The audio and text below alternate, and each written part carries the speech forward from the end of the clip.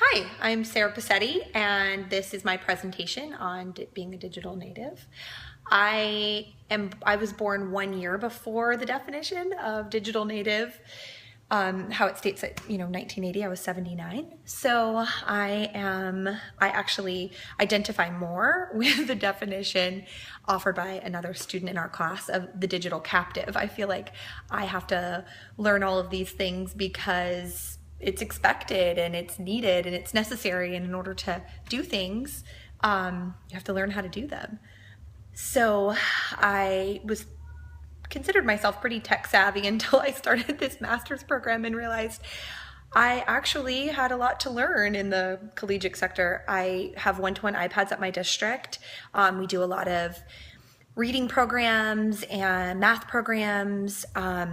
All of our research really is done now on the iPads, and we don't really teach all the dictionary skills and thesaurus skills and all of those things that we used to do. I mean, all of that now we do on the iPads and teach them to do on the iPads. I love the portability of technology and how that has changed. I don't have to be tethered to anything.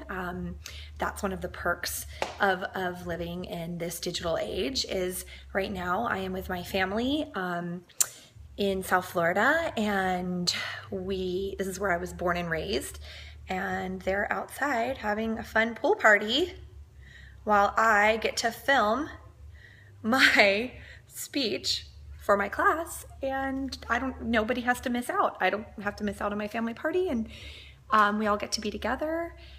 I talked about this week in our responses to our questions how my teaching planning has changed because of all of the digital tools out there.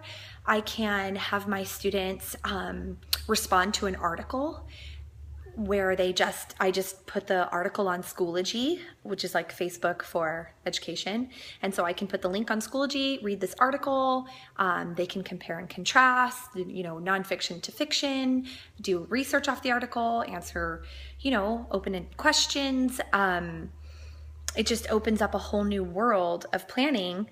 And as far as collaborating, now if I need to collaborate with colleagues, I can just go on Teachers Pay Teachers or Pinterest, or there's a million blogs of teachers who are talented in a certain area and something that I maybe find is not my strength. I can look up on these other websites and pull from my colleagues from all over the world. And I just find that to be such an incredible resource for teachers and students. I mean, students can network.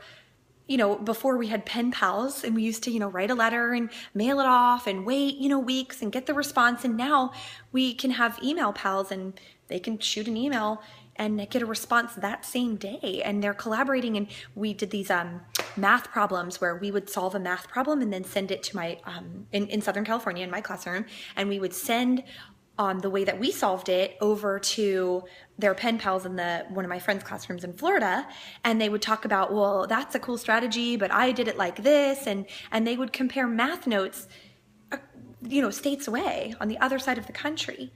So I just feel like it's just opened up so many possibilities, and I'm really glad that I'm in this school that supports all of this technology and helps me, maybe even though I'm not technically a digital native, push into that, support to work with these students. I also agree with another colleague who said that we should have another term for kids who were born after 2000, because what it looked like from 1980 to 2000 and what it looks like from 2000 to now, I mean, it's just completely different and just so much easier access. So I think it should be split. They should have their own term, because they really are on a whole different level. And anytime I get stuck, I just ask my students and they troubleshoot or tell me how to troubleshoot it, because it's just they're just so fluent in it.